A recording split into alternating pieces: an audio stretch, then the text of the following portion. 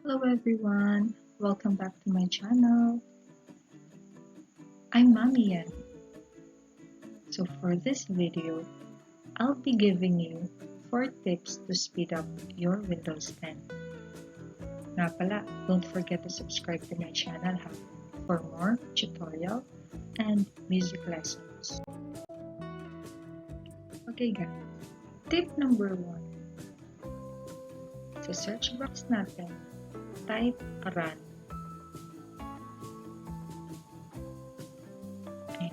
Yan ang type %temp percentage. Kalimitan, maraming lumalabas siya, lalo na kung ngayon nyo pa lang siya gagawin. So, maraming lalabas siya. So, CTRL A and then click delete.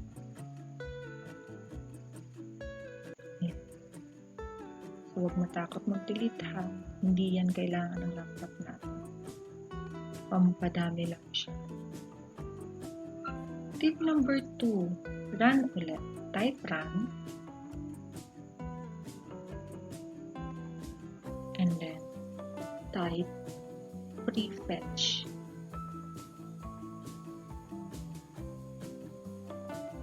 Ayan. Kung ngayon nyo pa lang siya gagawin, mas marami pa dyan. Okay, CTRL A ulit.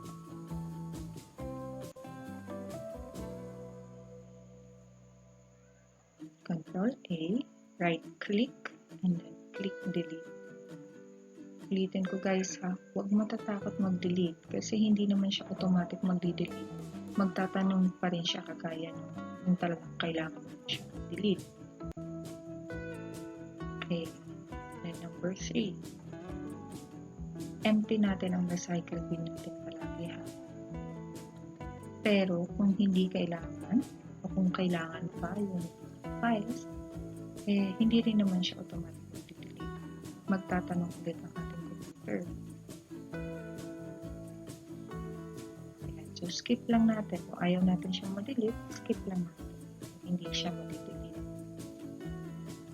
At ito yung pinaka-importante guys. Tip number 4.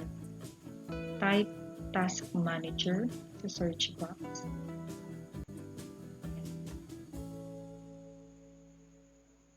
So, yan yung summary ng ating ng mga nagagamit natin space sa ating laptop. Focus tayo dun sa startup. Ano ba yung startup? Ito yung mga applications na automatically nagbubukas kapag kasama ng pagbukas ng ating mga laptop. So, once na nag-turn on tayo ng ating laptop, kasama rin siyang nagbubukas kahit hindi pa naman natin siya gagamitin. So, anong gagawin? So, click lang natin yung application and then i-click yung disable sa baba. So, kung naka-enabled siya, i-disable lang natin sila. Halimbawa, kagaya ng torrent, yung mga mahihilig dyan manood ng movies at mag-download. Kalimitan, bukas yan pag open pa lang ng ating mga laptop. So, disable natin siya para maiwasan ang paghahang ng ating mga laptop. Naghahang yan, di ba? Pagbukas pa lang, naghahang na agad. Minsan mga 1 minute to 2 minutes kakahintay. Paikot-ikot lang yung cursor. So, ito lang. Sobrang nakatulong ito, guys.